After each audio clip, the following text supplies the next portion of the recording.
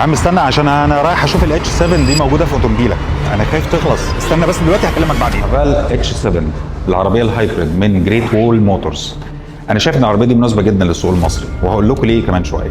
تعالوا نتكلم على الابعاد. الطول الكلي للعربيه 4 متر 705، اما قاعده العجلات بقى 2 متر 810.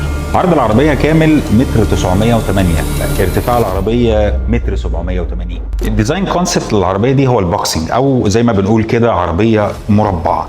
ده بيدي احساس بالقوه والفخامه. العربيه دي 1500 تربو، بتطلع 240 حصان من اول 5500 ل 530 نيوتن للمتر الواحد من اول 1500 لفه. هايبريد يعني فيها موتورين، واحد بنزين وواحد كهرباء. الكهرباء متوصل على بطاريه 1.67 كيلو وات في الساعه، ودي بطاريه صغيره شويه بس مش مهم. الاهم بالنسبه لي ان هو لو طريقه سواقتك اجريسيف او فيها تسارع دايما كتير، الاستهلاك اكتر هيكون على البنزين. معنى كلامي ده ايه؟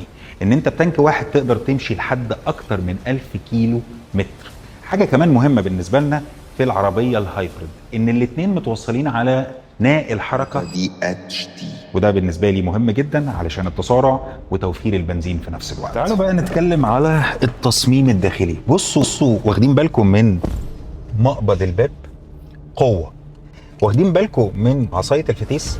احساس بالقوه. ده غير طبعا الستيرنج ويل بتاعتي اللي بتقول لي ان العربيه دي فعلا بتخاطب الفئه دي، شبابيه او عائليه، بس مدياك احساس بالقوه والتمكن من كل حاجه. العربيه دلوقتي هتلاقوا الدرايفنج مود بتاعها وموجود اهو، بيقول لك ان هي بتشحن البطاريه. السكرين اكتر من 14 بوصه، تقدر كمان تشحن وايرلس. حاجه من وسائل الامان اللي انا شايفها جدا، هي مش رفاهيه، اللي هو الهيد اب ديسبلاي اللي بيبين لك السرعه والعلامات المروريه من خلال ازاز العربيه. ليه؟ عشان تقدر تحافظ على تركيزك. في كمان ميزه ان العربيه بتديك تنبيه لو لا قدر الله نمت ولا حاجه.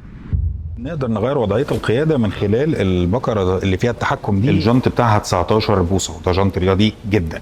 حاجه من الحاجات اللي بتهم الناس كلها هي شنطه الامتعه. العربيه بتبدا من اول 483 لتر، توصل معاك لحد 1360 لتر، ودي مساحه مهوله جدا طبعا من خلال ان انت تعمل طي للكراسي اللي ورا. اخر حاجه هنتكلم عليها ان العربيه فيها 4 الوان. في كل فروع اوتومبيلك تقدر تلاقي الالوان، وما تنساش ان انت تروح اوتومبيلك.